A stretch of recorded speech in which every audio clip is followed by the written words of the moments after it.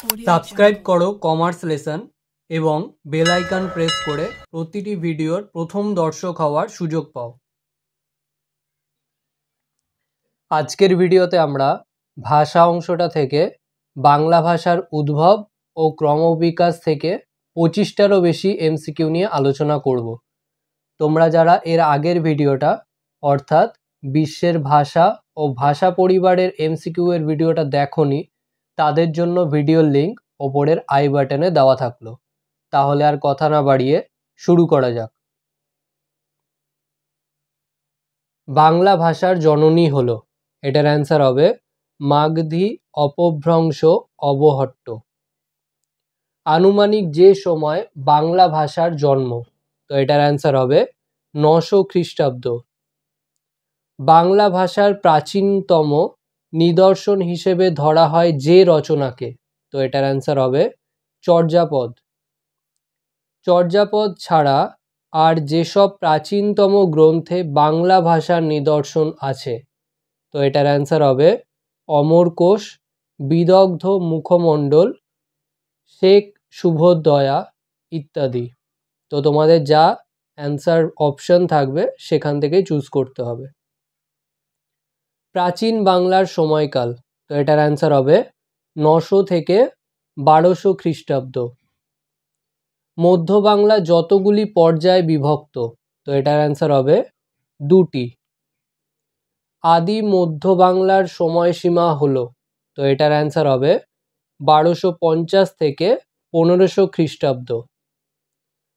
অন্ত মধ্য বাংলার সময়সীমা হলো, তো এটার অ্যান্সার হবে 1500 থেকে 1760 খ্রিস্টাব্দ। আধুনিক বাংলার সময়সীমা হলো, তো এটার অ্যান্সার হবে 1760 খ্রিস্টাব্দ থেকে আজ পর্যন্ত। অমরকোষ গ্রন্থের রচয়িতা হলেন, তো এটার অ্যান্সার হবে সর্বানন্দ বন্দ্যোপাধ্যায়। আদি মধ্য বাংলার নিদর্শন হলো, তো এটার অ্যান্সার হবে শ্রীকৃষ্ণ কীর্তন।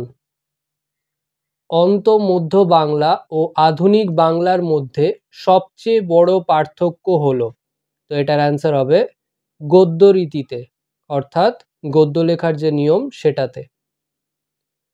অন্ত মধ্যযুগে বাংলা গদ্যের ব্যবহার ছিল, তো অন্ত মধ্যযুগে বাংলা গদ্যের ব্যবহার অনেক জায়গায় ছিল, যেরকম ভাবে কথ্য ভাষায়, চিঠিপত্রে, দলিল দস্তাবেজে। তো তোমাদের যা অপশন থাকবে সেই ওয়াইজ চুজ করতে হবে। তো এটার অ্যান্সার হবে কথ্য ভাষায়, চিঠিপত্রে, দলিল দস্তাবেজে। সাহিত্যিক গদ্য যে যুগে প্রতিষ্ঠিত হয়, এটার অ্যান্সার হবে আধুনিক বাংলায়। যে যুগে মুখের ভাষা ও সাহিত্যিক ভাষা আলাদা হয়ে যায়, তো এটার অ্যান্সার হবে আধুনিক বাংলা। নেক্সট 16 নম্বর, লেখার ভাষার সাহিত্যিক রূপটি যে নামে পরিচিত, তো এটার অ্যান্সার হবে সাধু ভাষা।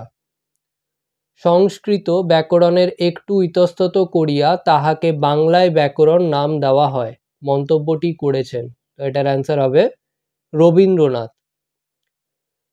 সুনীতি কুমার চট্টোপাধ্যায়ের মতে প্রাচীন ভারতীয় আর্য ভাষার অন্তর্ভুক্ত বৈদিক ভাষা যতগুলি ধারায় বিবর্তিত, তো এটার অ্যান্সার হবে 3টি। আর্য ভাষার প্রাচীন মার্জিত সাহিত্যিক রূপ হলো, তো এটার অ্যান্সার হবে বৈদিক সাহিত্য। প্রাচীন ভারতীয় অর্বাচীন মার্জিত সাহিত্যিক রূপ হলো, তো এটার অ্যান্সার হবে ধ্রুপদী সংস্কৃত।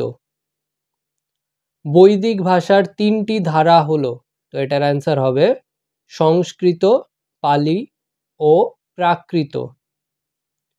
সংস্কৃত, পালি ও প্রাকৃতের মধ্যে যে দুটি হলো সাহিত্যিক ভাষা, তো এটার অ্যান্সার হবে প্রথম দুটো, অর্থাৎ সংস্কৃত ও পালি।